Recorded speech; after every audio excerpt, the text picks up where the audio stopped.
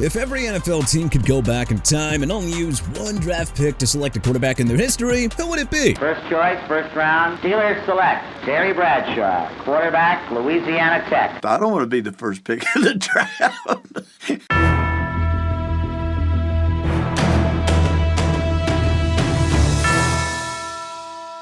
Let's dive into a hypothetical redraft of every NFL team's best QB ever, with the rule being that they can only take one. Arizona Cardinals, Kurt Warner. Warner spent the final 4 seasons of his career with Arizona, but he was only their undisputed starter for the last 2. What did the 2-time MVP and Super Bowl 34 champion do in those 2 years? Oh, just throw for 56 touchdowns, lead Arizona to 2 NFC West Division crowns, 4 playoff wins, and a trip to Super Bowl 43. Warner tried out for the Green Bay Packers as an undrafted free agent in 1994. It wasn't until a successful career in the Arena Football League that NFL teams began to take notice. So in this what-if exercise, Arizona wasted no time in drafting Warner in 1994. Atlanta Falcons, Matt Ryan. Yeah, no change here. The Falcons used the number 3 pick of the 2008 NFL Draft on Matty Ice, and they never looked back. He holds every franchise passing record, took them to the playoffs 6 times, won 2016 MVP honors, and nearly guided the club to its only Super Bowl championship. Of course, there's that whole 28-3 thing, but that doesn't take away from the remarkable 15 years that he provided Falcons fans. Baltimore Ravens, Lamar Jackson. Yes, Trent Dilfer and Joe Flacco led the Ravens to Super Bowl championships, but let's be clear, they were surrounded by legendary defenses. Jackson is far and away the most talented QB that this team has ever had. Buffalo Bills, Josh Allen. Now, with all due respect to Jim Kelly, Allen is easily the most skilled and well-rounded QB the Bills have ever had. We know Allen has not taken Buffalo to a single Super Bowl yet, let alone 4 like Mr. Kelly. But Allen has never played on the star-studded teams that Kelly enjoyed in the 90s. Carolina Panthers, Cam Newton. Yeah, easy call here. Newton was considered the ultimate boomer-bust prospect entering the 2011 NFL Draft. Carolina took a chance on Super Cam and took him first overall in what turned out to be one of the greatest classes in league history. The 2015 league MVP dazzled with his electrifying dual-threat game. He led Carolina to 4 playoff appearances, including a trip to Super Bowl 50. If injuries didn't derail him over his final 3 seasons as a Panther, well, Newton would have a strong case for the Hall of Fame. Chicago Bears, Sid Luckman. If the Bears didn't draft Luckman 2nd overall in 1939, then there is no telling just how bad the franchise's history would actually look. But alas, the great George Halas hit the jackpot on this pick, and the rest is history. Cincinnati Bengals, Joe Burrow. Ken Anderson, Andy Dalton, and Boomer Esiason all played far more games than Burrow has in a Bengals uniform, but he is unquestionably the best QB that this franchise has ever had. If not for injuries and a competent front office, Burrow would maybe have a ring or 2 by now. It remains to be seen if he'll get them to the promised land, but for now, Cincy can't have a single regret about taking him first overall in 2020. Cleveland Browns, Otto Graham. Like the Bears, the undisputed GOAT of Browns QBs played more than half a century ago. Graham spent his entire 10-year career with the Browns, spanning from 1946 to 1955. The number 4 pick of 1944 won 3 NFL MVPs and led this otherwise sad franchise to NFL championships in 1950, 54, and 55. Dallas Cowboys, Roger Staubach. Sorry to Troy Aikman, but Staubach is easily the greatest Cowboy to ever line up behind center. Aikman was great, sure, but a lot of QBs could have won 3 Super Bowls with his supporting cast. Staubach is the QB who put the Cowboys on the football map in the first place. Denver Broncos, John Elway. Elway was drafted first overall by the Baltimore Colts in 1983. He refused to play for them and was traded to the Broncos. The 9-time Pro Bowler would lead Denver to 5 AFC titles and 2 Super Bowl titles in his career. The Colts couldn't really do much. Elway didn't want to play there. So in our hypothetical exercise, let's say that the Colts used the number 1 pick on either Dan Marino or Jim Kelly instead, thus allowing Denver to select Elway with the number 4 pick. I think everyone would be a lot happier in this situation. Detroit Lions, Bobby Lane.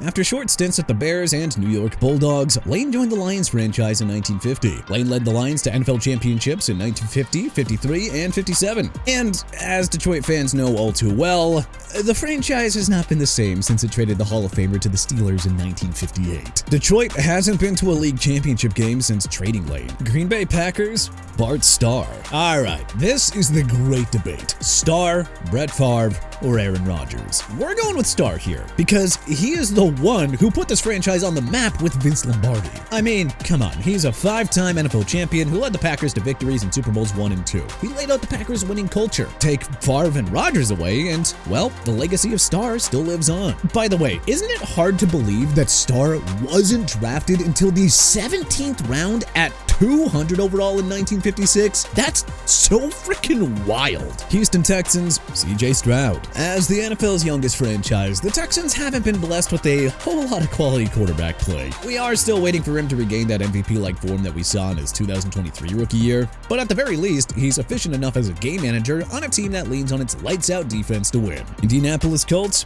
Peyton Manning. Not a single regret for the Colts here. They took Manning first overall in 1998, and they never looked back. The Sheriff turned them into an NFL powerhouse in the 2000s, leading them to 11 playoff appearances, 2 AFC Championship wins, and a Super Bowl 41 victory. Jacksonville Jaguars, Trevor Lawrence. You could easily argue that Mark Brunell is the best Jags QB ever, but he was drafted by the Packers in 1993. Jaguars didn't enter the league until 1995, so they couldn't have drafted him. Lawrence has brought mixed results since going first overall in 2021, but hey, 3 winning seasons and 2 playoff appearances in 5 years is nothing to laugh at, especially considering just how horrible the Jags have been in the 21st century. Kansas City Chiefs, Patrick Mahomes. The Chiefs got heat for trading up to take Mahomes 10th overall in 2017 when they already had Alex Smith. Yeah, not sure about you, but we don't think Mahomes has been too shabby with 3 rings and 2 MVP awards, with likely more to follow. Las Vegas Raiders, Ken Stabler. John Madden coached plenty of Hall of Famers in Oakland, but Stabler proved to be the final piece needed to get Al Davis's group over the top. The number 52 pick of 1968 spent his first 10 NFL seasons with the Raiders. The 4-time Pro Bowler won MVP honors in 1974, leading the Raiders to a Super Bowl 11 championship triumph. This was their first of 3 Super Bowls over an 8-year period. Los Angeles Chargers, Dan Fouts. Hey, take your pick between Fouts and Phillip Rivers, but Rivers never earned an All-Pro nod. Fouts was a 2-time first team and 2-time second team All-Pro. Rivers led the NFL in passing yards once. Fouts did it 4 times. So yeah, it's hard to go against the number 63 pick of 1973. The Bolts were a mostly irrelevant franchise before he arrived. Fouts took them to the playoffs 4 times in his Hall of Fame career, and Rivers may never go to Canton. Los Angeles Rams, Kurt Warner. The Rams have had many great QBs in their history, but Warner was the most talented of them all. He was a tremendous late bloomer success story, but just imagine if the Rams drafted him back in 1994 instead of waiting until 98 to give him a chance. Miami Dolphins, Dan Marino. Yes, Bob Greasy led the Dolphins to 2 Super Bowl championships, but come on, we can't act like he was a better QB than Marino. Miami drafted Dan the Man 27th overall in 1983, a legendary QB class that also included Jim Kelly and John Elway. If Marino had just a little more luck in the postseason, man, he would be in the conversation for QB GOATs. Minnesota Vikings, Fran Tarkenton. Arguably the greatest draft pick in franchise history, Tarkenton slipped to the Vikings in round 3 at number 29 overall in 1961. He won NFL MVP honors in 1975 and led Minnesota to 3 Super Bowl appearances in his Hall of Fame career. New England Patriots, Tom Brady. Oh, what a shocker. The best to ever do it in the Patriots entry. Who would have thought?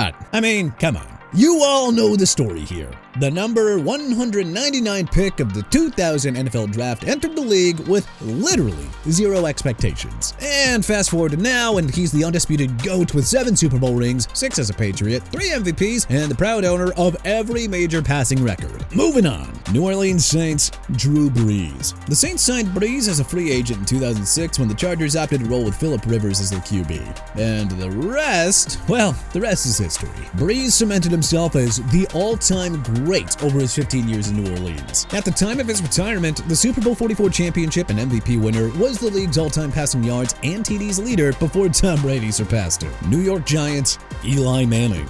The Chargers actually drafted Eli first overall in 2004. He refused to play for them and was then traded to the Giants, who had selected Phillip Rivers 4th overall. In this do-over, the Bolts would just take Rivers first, and the Giants take Eli at 4th overall. He wasn't consistent by any means, but hey, flags fly forever. Eli led the Giants to 2 Super Bowl championships, and he is the franchise all-time passing yards and TDs leader by a healthy margin. New York Jets, Joe Namath. Now, fortunately, Namath led this otherwise abhorrent franchise to its lone Super Bowl championship back in the 1968 season, when the Jets notably beat the heavily favored Colts. Philadelphia Eagles, Donovan McNabb. The number 2 pick of 1999 earned 6 Pro Bowl nods and helped the Eagles re-emerge as a juggernaut in the 2000s. He and Andy Reid led Philly to 5 NFC title games and a Super Bowl 39 appearance. Now, McNabb was long gone when Foles led Philly to its first Super Bowl championship in 2017, but still, he was instrumental in helping Philly go from perennial disappointment to perennial contender. Pittsburgh Steelers,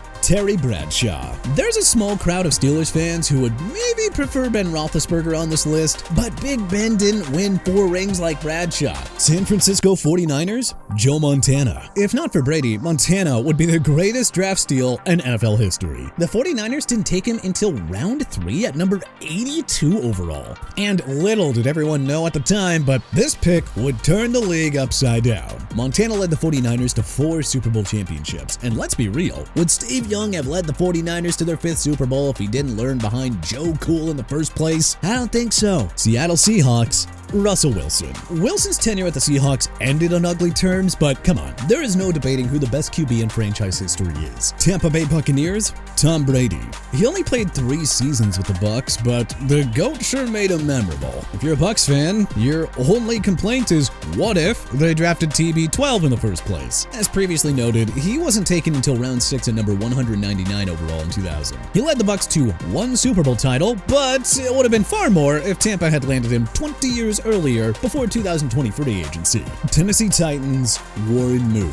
Moon is the longest tenured Titans QB ever. Moon played for the Titans/Houston Oilers franchise from 1984 to 93. The 9-time Pro Bowler led them to 6 playoff appearances and holds every franchise passing record by a country mile. Not too bad for a former CFL star who didn't make it to the NFL until 1984 as an undrafted free agent. Washington Commanders, Sammy Baugh. Played way back when, from 1937 to 1952, led Washington to NFL championships in 1937 and 42. But hey, what changes would you make to our list of every NFL team's QB redraft? Let us know in the comment section below.